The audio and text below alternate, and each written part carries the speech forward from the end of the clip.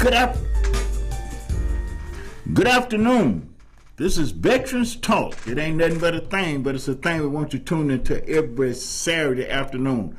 I'm Elsa McGee, your host, and we're here today doing the same thing we've been doing ever since we started the show, trying to make sense out of a senseless situation called the plight of veterans in the USA, and the USA with the plight of veterans. I'm waiting on my guests. We're going to have somebody show up. You know, we got to get on time. We got to get off that color folks time, get on standard Eastern time or whatever we need to do. But we're going to have to start learning how to get on time with the show because we're a few minutes late, but we're here. And I had a very disturbing call today when I was on the way to the show from the Atlanta VA Medical Center, where another veteran was going out there with his family to get care.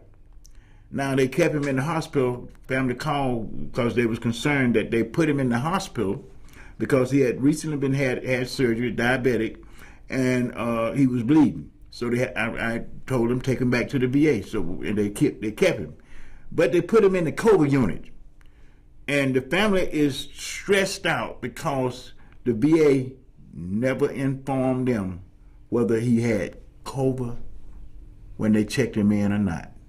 But if we put him on the COVID unit, then we got to be concerned for this veteran. We have to be concerned for the VA. Still underperforming the covenant that we have. We got a covenant. You know, we that special peculiar group that less than 1% of the population ever serve in the U.S. military. So, but we serve for the freedoms that everybody else enjoy. And the U.S. military is the frontline first defense mechanism for our democracy. We make a pledge to the Constitution and the government that gives us these freedoms that we're supposed to have. So this covenant that veterans have, it's a covenant now because you go into the military service, and when you go in, they tell you if you have some kind of injury or disease as a result of that service, they would take care of you. You know, that's the covenant. And the family know it, community know it, and everybody know it. But we are not getting it for each and every veteran as it is due. You know, it should be equal treatment. That was the pledge of allegiance to the flag that we did every day we served in the military. And that's what I want to talk about today. We're going to talk about the claim system. We're going to talk about the VA. But I just had to say that because I want to put this on notice because we got another veteran at the VA right now that we are concerned with his treatment. And we should be concerned as a community and as families of veterans. This veteran family is out there with him. You know, his daughter has a young baby. He has a lot of underlying conditions, and they put him in a COVID unit. Yes, we need to be concerned. But the real deal is we got to be concerned about who we vote for. We got to be concerned with that. This vote is what keeps the democracy. And we've seen movements in this country over the last few years towards something other than a democracy. We're looking at some people being above the law every day. We are witnessing this on the World Wide Web. Everybody know now that there are some people that's above the law. You know, I always thought that you define crime by either an act of omission or commission. When you omit to enforce the law, that's a crime. You know, we got to be able to look at that. And when you do an act of commission, you committed a crime. The law should apply equally to everybody. But what we have done over the last few years, and I'm going to say for a minute now, we have elected people based on the party, our personalities, not vetted community leaders or community servants. And so we are moving away from the government that we serve to protect and promote as veterans. That's serious business to me, because we took an oath to defend this democracy and this country against all enemies, domestic and foreign. So we got to really be concerned when openly every day now on the World Wide Web, on TV, local radio, everywhere, we're seeing that some people are judged differently under the law than others. We have to be concerned with these issues as veterans. We got to be concerned with how we vote, who we vote for. Because right here in Atlanta, Georgia, now we're expecting our good friend and community servant Michael Julian Barnes to come in, but we got to keep the show going. We got to keep it moving. What is going on with the Sons of Atlanta Vietnam Memorial Project? Update, y'all.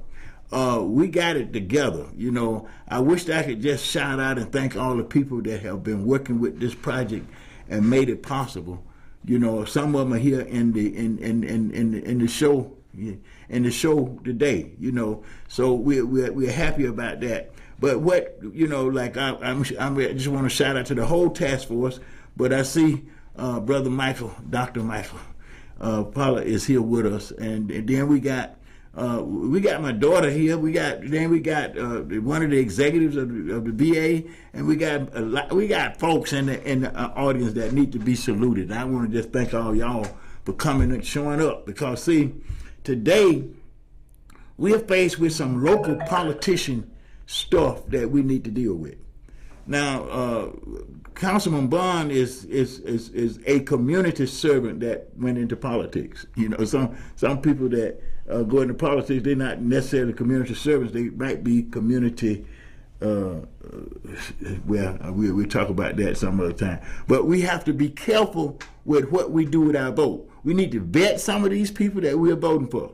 We're in political season in the United States right now. All across the United States, some state, some locality is taking votes. Veteran families, supporters of veterans, listen, we got to stand up for this democracy. We have to hold firm to what we made that pledge to. And we have to make sure our government is capable of doing more than one thing at a time. You mean to tell me you can send billions of dollars to war, but you cannot take care of people at VA hospitals? We got to make sense out of this, folks. Why is this happening? Because the people that we elect are appointing people that ain't doing their job. There's some good folks at VA. I work there, so I know there's a lot of good people out there. But what happens is that you got this element of a few that keep doing dumb stuff with veterans' lives.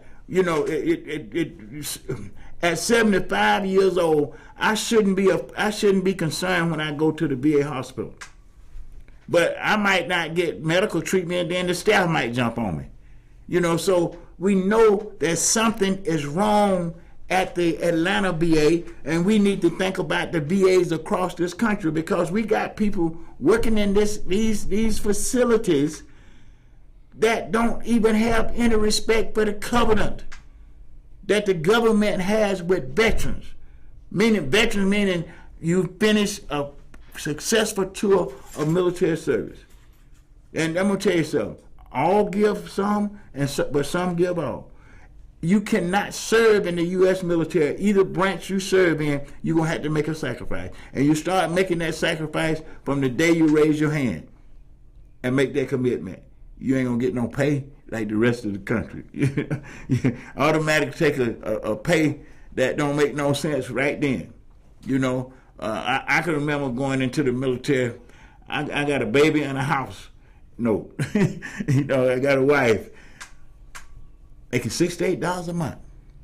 Right away, boom. I had to take a pay cut. Now my wife got to go to work. She got to, try to make it. Well, I'm drafted. I got to, but you know what? I'll do it all over again. Because during this experience, I was blessed to meet some of the greatest people on planet Earth in the military. That dedicated, unselfish element of our society that so willingly raised their hand, you know, made that commitment, did that service. We shouldn't come back home with disability as a result of that service and be at the VA hospital, you know, trying to get care, but not getting any instructions, or not being, where the bedside manners. What about informing the family what goes on with you? You know, why leave them in distress when they're already in distress about your health condition that you brought back home to them? Family gave you to the military. They went along with that sacrifice. You know, so they sacrifice along with you. That's what we're trying to say about the Sons of Atlanta. That's what we're trying to get people to understand, that these young men should be honored in their hometown, because this is where they come from. You know, they should have some place in the community where the family can go uninhibited 24/7. Sometime in a place where they can just sit with their spirits, with their loss. Go to Sons of Atlanta website, y'all, for real. Look at the faces. Look at the 240 some soldiers. Look at some of these young men didn't make it to be 21 years old. The vast majority of them did not live to be 21. I turned 21 years old in a foxhole in Vietnam and came back traumatized when they weren't even recognizing war trauma. You know, Patton thought that was a weakness. You know, the military may make it hard for you to go on sick call if you got an issue. So the family is what stands with veterans when they go into the military and to the grave. Going to the military and to the grave. You have to go into the military and to the grave.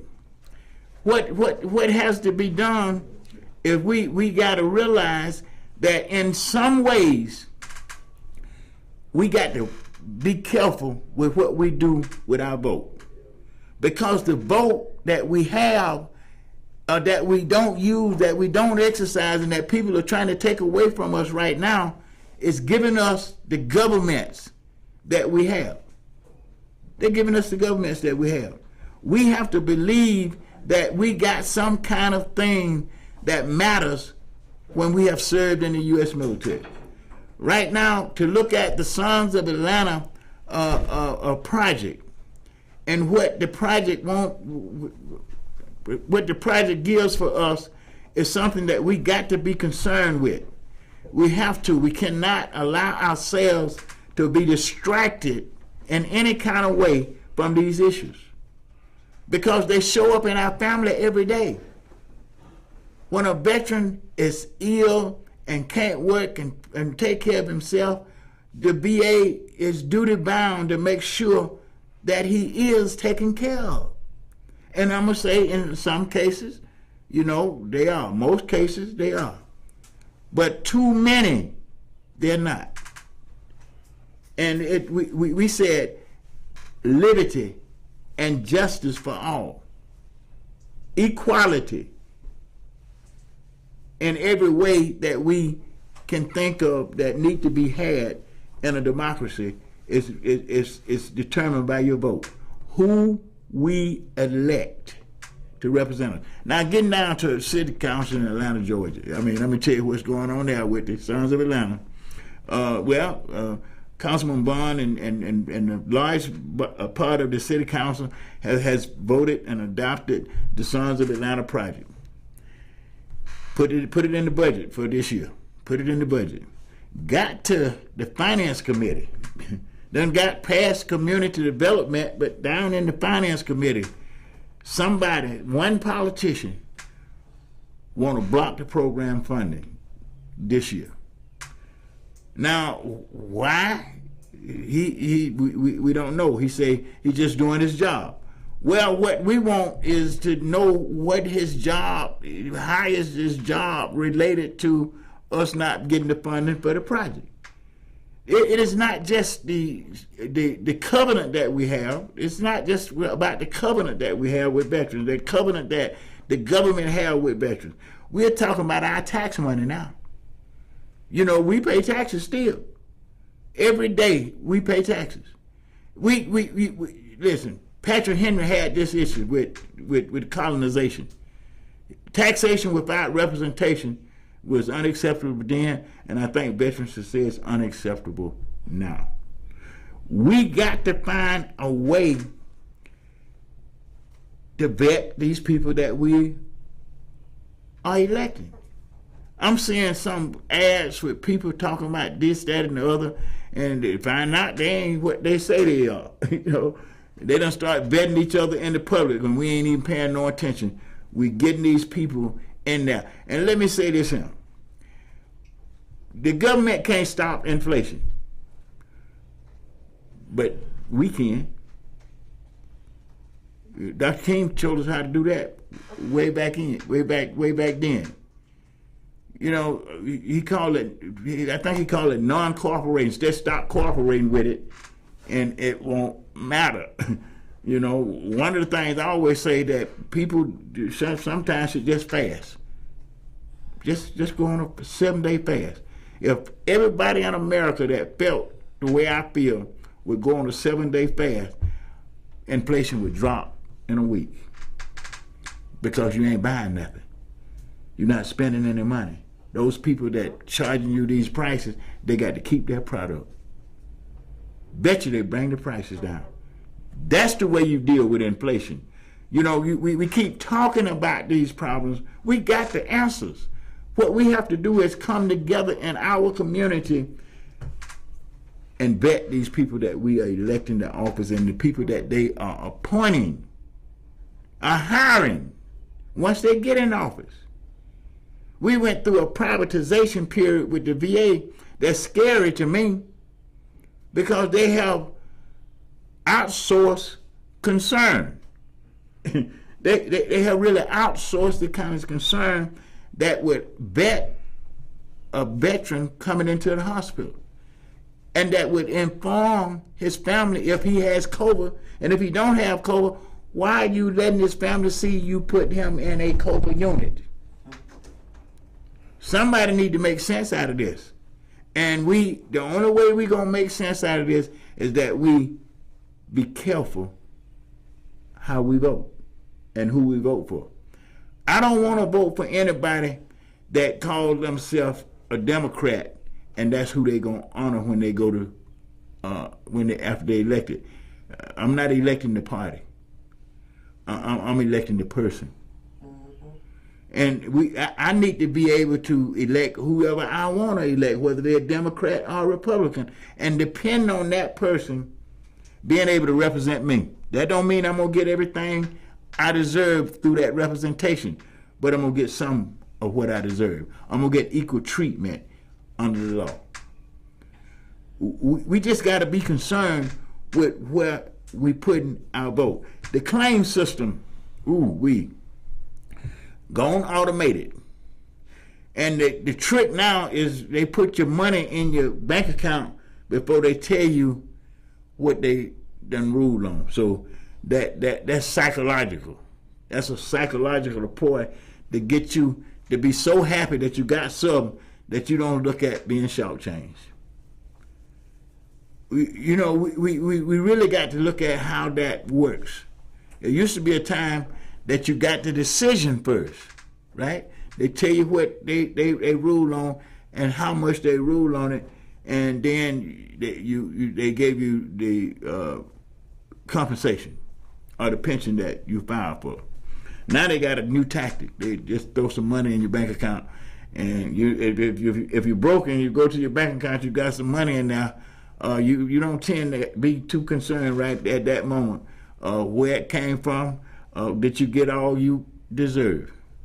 But you got to stop and read the opinions when you get them from VA. Because they have changed so many of the elements and how they approach the elements of a claim, and they're splitting your claims up. You know, they split them up. They put one over here, and they're gonna process this one. So now I'm thinking that my claim has been satisfied, and what is going on, I still got to go to QTCs for part of the claim that I filed because they only rule on part of my claim.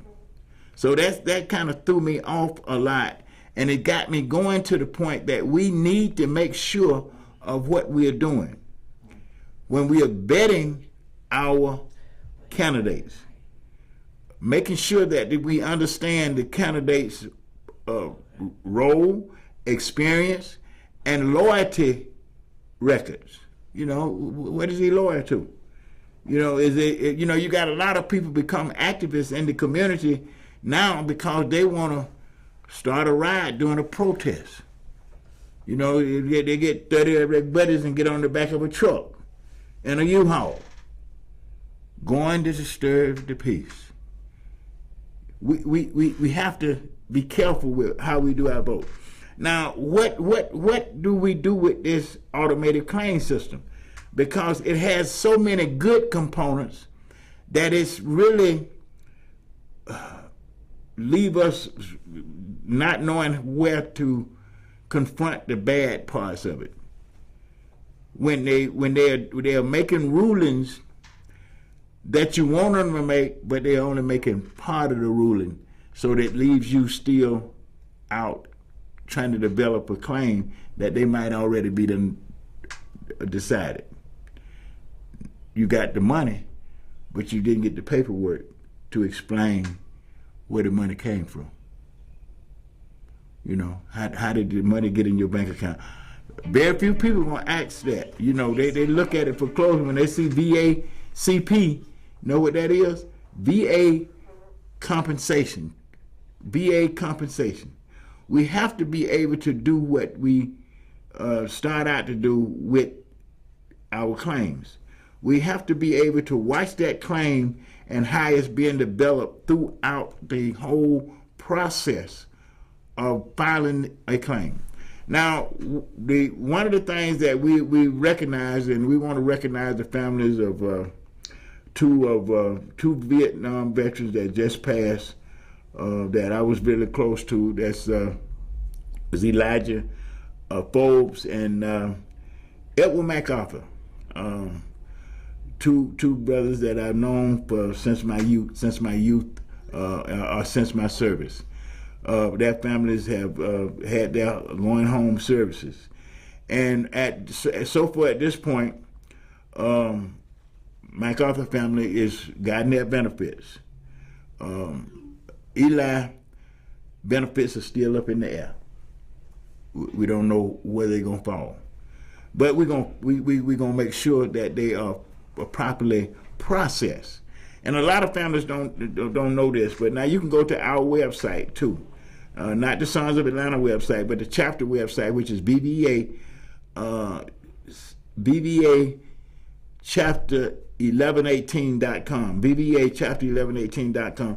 We have a package on there that can help you organize this stuff in a way, and then you'll see what Eli also his service, and the family. Every veteran is due something at the end of his life. Every veteran, whether they are service connected or not. Some of it is only a tombstone, depending on if you want to be buried in a national or state cemetery.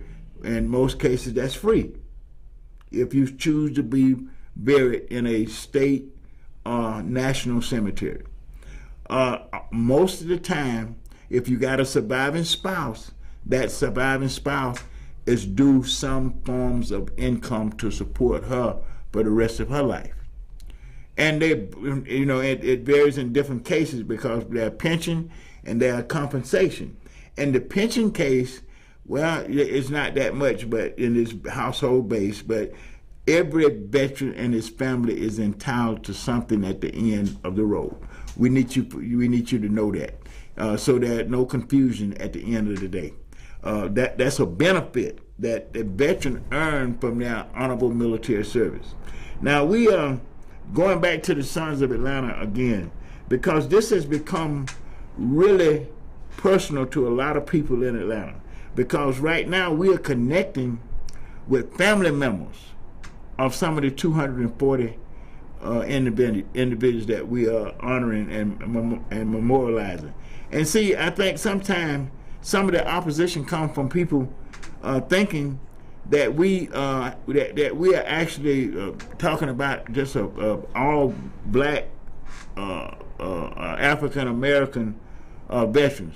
No, we're talking about all veterans coming from every demographic, every racial group in our community. So it's not a racial discrimination. We are talking about all the veterans. And if you look at it, what you're going to see is veterans coming from every community that paid the ultimate price for the freedoms that we enjoy in this country every day. But this is the first time that this has been localized. This is the first time that we took names off the wall in D.C., which from Atlanta, Fulton County, Georgia, and we are just honoring those, but acknowledging the whole 58,000 that was killed. But these people we know because they came from this hometown, and we are connecting with people that is feeling for the first time since their loved one was killed in action in Vietnam some honor, some value for that death, for that loss out of that family. And you know, the Smart family is one of those families. So we're just excited about the project, and we want to know why this finance committee chairman and the city council, the finance chairman in the city council is not doing what we elected them to do. You know, what is this job to do with holding up the project, holding up funding for the project? Okay, now we got calls. I want you to call in, so we got somebody calling in. Hello? Hello? Yes. This is Councilman Bond. Yes, how you? Show. Yes, how you doing? Good to hear your voice. We were waiting to hear from you. So we were talking out. Thank you. Thank you. I apologize. I am in transit and caught in traffic up here. Yeah, we're celebrating Juneteenth. This is Juneteenth weekend and Father's Day weekend, so we know Atlanta is being busy with traffic and events for both occasions. So, but we thank you and want to say Happy Father's Day and Happy Juneteenth to you too, Councilman. And we want to thank you for calling in. Would you talk to us a little bit about what's going on in the city council? Because we got a live audience here that want to hear from you. All right. Thank you, Reverend, and happy Father's Day and happy Juneteenth to all your viewers. Well, what our situation is that we have introduced legislation and passed it in the month of April, accepting the schematics and costs and the proposal for the Atlanta Vietnam Veterans Memorial designated to be constructed in Piedmont Park. What we ran into I wouldn't say a brick wall, but we ran into an obstacle, is acquiring the funding. Typically, improvements in parks in Atlanta come from what is known as the Park Improvement Fund. It is a separate millage rate outside of the general fund millage rate, collected specifically for the development, maintenance of Atlanta's parks. According to our CFO, the funds are there, and they're unencumbered, so that we have access to them. But what the issue that was raised to me this week, after I attempted on Wednesday to add an amendment to the city's budget to acquire the funds, and it's a round figure of $600,700 for the for the construction of the memorial.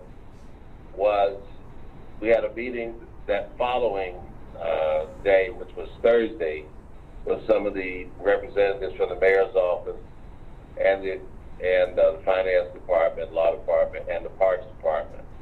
The parks department is raising objections to, I guess, encumbering the money prior to the approval by the national group. I'm sorry, the group from D.C. I think it was the National Park Service. I can't remember. Park Service. Yeah, the National Service Office, because they haven't given final approval to the project. Now, I've been in office for just over 20 years, 2 different stints. Worked for city government since 1989. And so even though we're waiting on the approval, there's no reason why we can't encumber this money, and set it aside.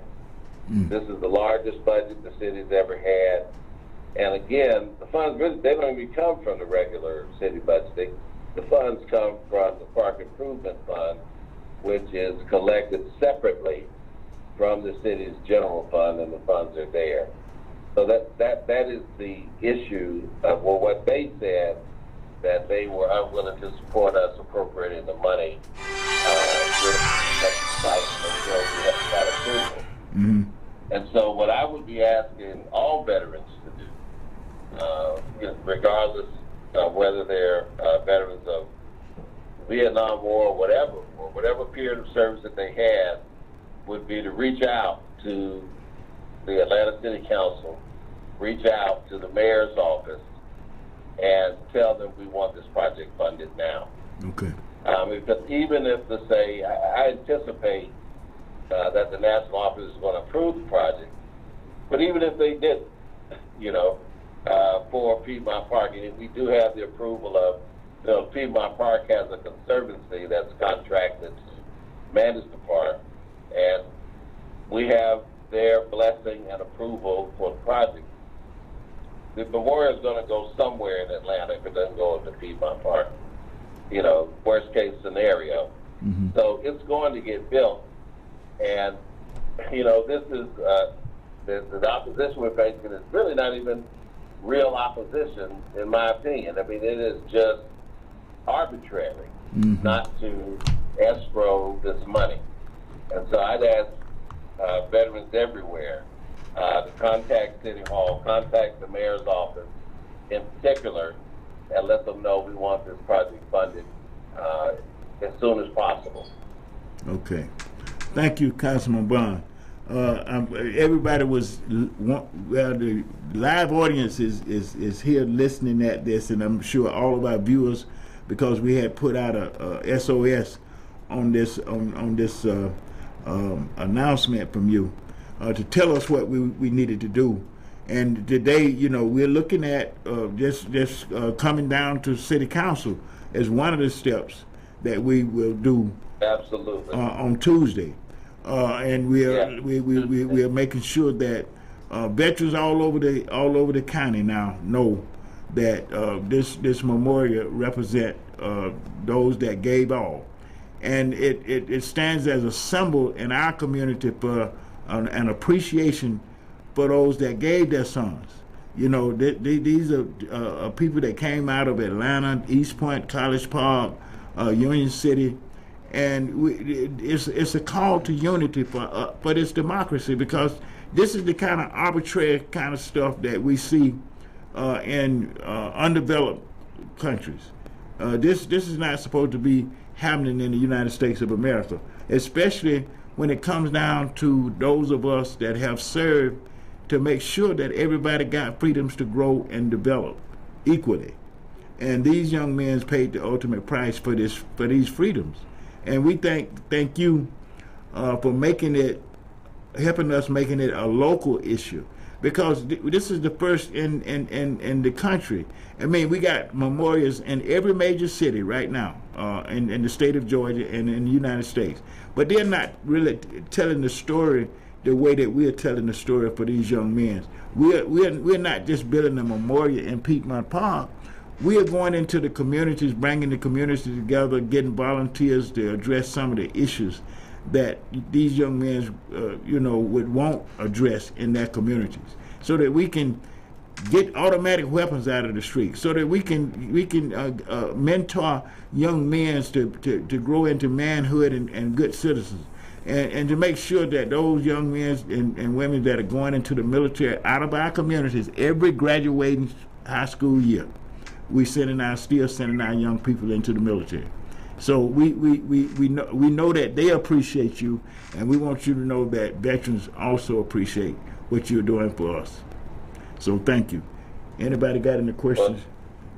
Well, thank you very much for that. But this is about the sacrifice, as you so eloquently stated, for those who gave all. Yes. And everyone, regardless whether you have served in the military or not, owes them a debt. And we need to do everything that we can in our power to try to make this happen as soon as possible. Thank you. And we I'm sure the veteran community appreciate it. We're gonna show up Tuesday. We showing up now. We done burnt up Wang's email and his phone. So we want to come down there Tuesday so that they can look us in the face with this. We want to make sure that people arrive by 12:30. The meeting starts at 1. Okay. But you got to sign in before the meeting. Okay. And they put the sign-in sheet out there at 12:30. Once the meeting starts, you're not able to sign in. Okay. All right. So they need to show up early to make sure that they're on the list. Okay, we'll be there.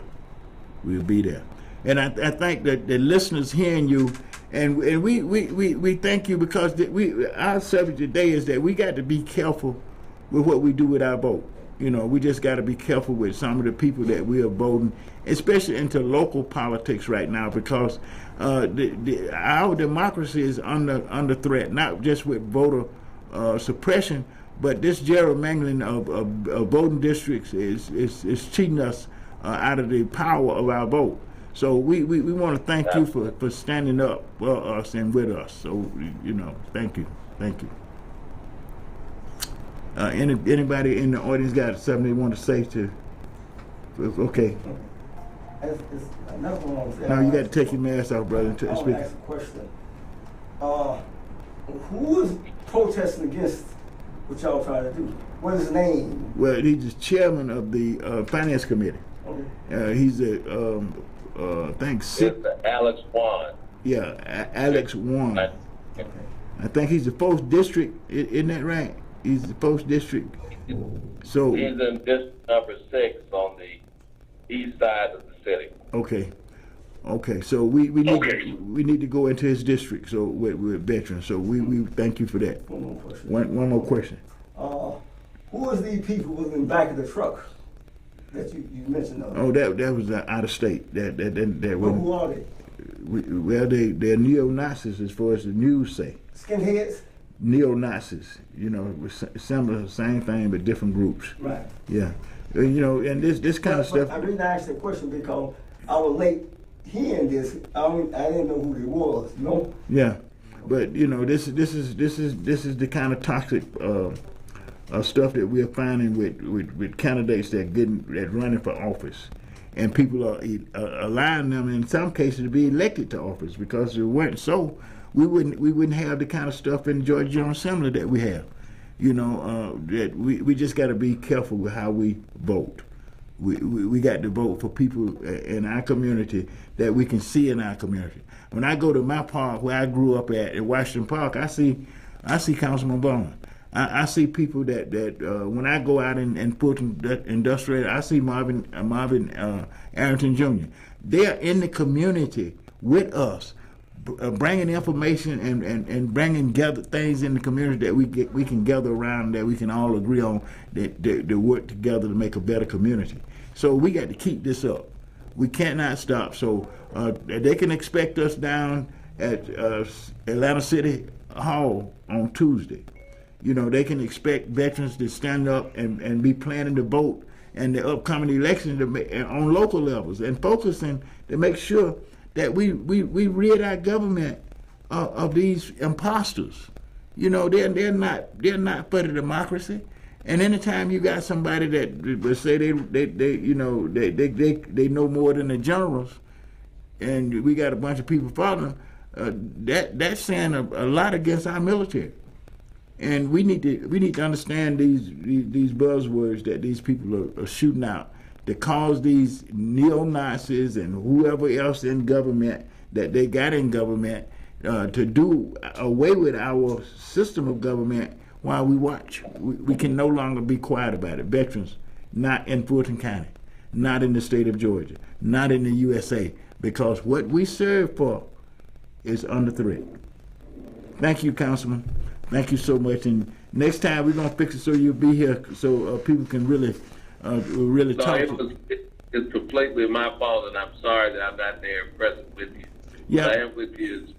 Yeah. And I look forward to seeing as many veterans that can be mustered to be there Tuesday at 12:30 to sign in and speak. Okay, we're gonna be there. We'll be there. So thank you. And next time we talk, we want to know a little bit about reentry, because that's an issue in our community that we're not addressing. And we want to thank you for your involvement with that issue of reentry. Okay, absolutely. Well, happy Father's Day and happy Juneteenth. Yeah, thank you, sir. God bless you all. God bless you. Now Bye-bye. Now you guys heard it from the horse's mouth. We have got to be in Atlanta City Council on Tuesday at 12:30. Now I'm gonna tell y'all what I'm gonna do. I'm gonna put the Marines on y'all. See, I got a Marine that always early. He's always early, so he gonna be commanding the post Tuesday.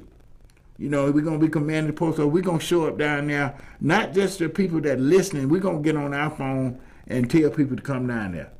Get our friends, get our buddies, get our family members, because it ain't just got to be people that's in the military. We're talking about families that's going through it with us. We belong to our family. These guys that we represent belong to families. Amen. We got to come out of this. It don't bother me. It ain't none of my business. It is your business. It's your business. You are your brother's keeper. In the military, we learned to have each other back, and we weren't concerned about what color the skin of the person that was with us. We learned how to live together, work together, fight together, and die together. We just gonna have to get there, folks. We cannot keep acting like this is not our country, this is not our community, this is not our problem. It is our country. It is our problem. And we got the solution to most of it. We just need to come together. We got to stop listening to the media that's going to tell us that Biden policies is causing inflation. Biden do this and Biden do that. Listen, we have to look at the problems that we got in our community and face the truth about it. Business is causing inflation. They're the only people that own stores. That's who raising the price. But I'm going to tell you something. Dr. King gave us the solution to that a long time ago. Let them keep the product. Don't go to the store. Don't buy what they got. We're going to have to learn how to use them community gardens that we got. We're going to have to learn how to not let people lie to us when we're looking at them. This is Veterans Talk. It's been a great pleasure. And wait now, I got some audience in here that I always like to talk to people in the audience, because they come in. Now, my cousin that got up and left. He's the one that raising all these questions. But I got somebody here that I need to say something about, because this is my daughter, my spiritual daughter. And you know why I would make her my daughter? Because she take care of my son, my spiritual son, who's a Marine that I just got through talking about. He the guy that always show up early. If he gonna show up, he gonna show up early. But he has some medical issues out of Camp Lejeune that they still playing with in the Congress today. See, we got to be careful what we do with our vote. See, this Camp Lejeune stuff should have been settled. Well, the Agent Orange stuff ain't been settled yet either. They playing with it in Congress. They got a bill up there now called the Agent Orange Act for Thailand. This bill is supposed to recognize that Agent Orange was used in Thailand 50 years ago. But there are over 40 other locations that they ain't got in the bill. We got to be careful what we vote for. They know that they done medically link hypertension to exposure for Agent Orange. And they don't have it on the presumptive list yet. This was linked over 8 years ago. Why are they doing this small minority the way they're doing us?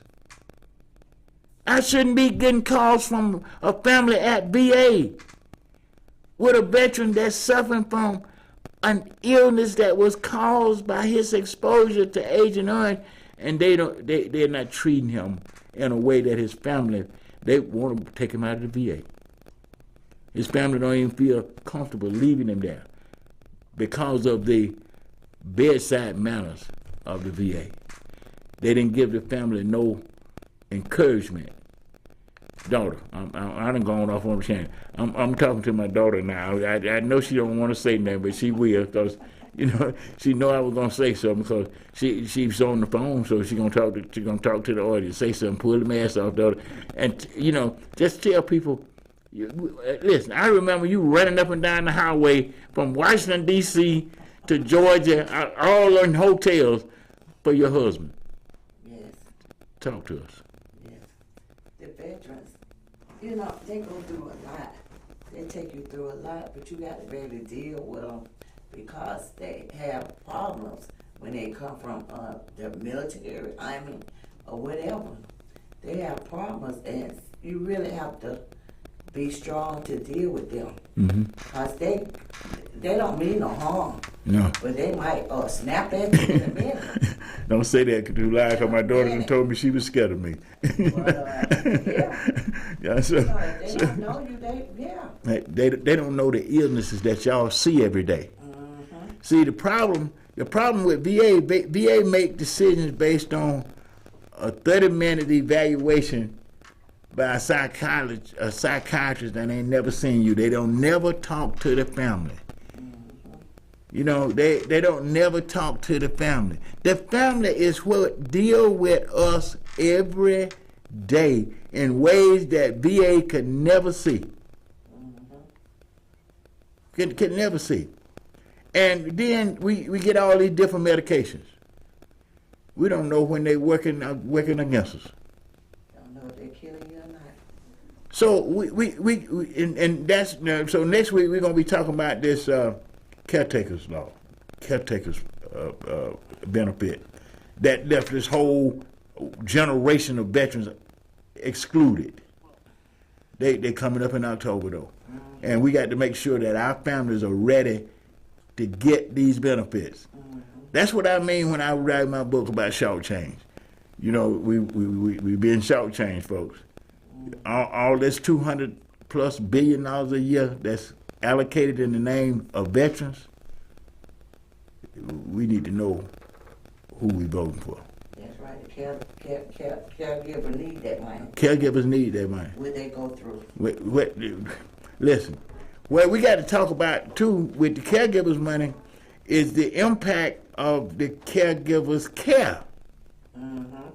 The caregivers' care. Listen, you can transmit PTSD. Let a person be subject to it long enough. I done ran off too many people. so it's something I'm able to laugh about, to keep from crying about. Because not only am I a victim of it, my brothers are victims of it. My sisters are victims of it. Their families are victims of it. And we don't have the care at the VA that matters. It really has to matter. We got to be able to look past what people are telling us sometimes and see what they're doing. So don't be concerned about what they say. Be concerned about what they're doing. Because a lot of times people tell you who they are. We need to believe them. For real. We need to just believe them and get some kind of guidance. I'm a preacher, so I believe my guidance is the Word of God. So y'all just had to bear with me, because I'm not gonna get away from that. I don't care what y'all say. It's something that I believe, and it has been everything to me. Having a faith that let me be honest with myself. Be honest with myself about my condition and about what kind of impact my condition had on my family. I'm concerned with it. It hurts me to hurt them. And until I understood PTSD, I didn't know how to deal with that. So I put some distance between me and my family. They call that isolating. Well, you isolate when you don't want to hurt the person that you love. Mm-hmm. But there are treatment modalities that could help us do better, but in some states it's illegal. I'm gonna get my son on him one day when he get back and form, so he can talk about the impact of this contaminated water that these brothers had to drink. The contaminated water. So we had another Saturday, and we're gonna do this till I can't do it no more, or till we can't do it no more, because we need to have a voice in our community, and we are the voice for veterans in the ATL.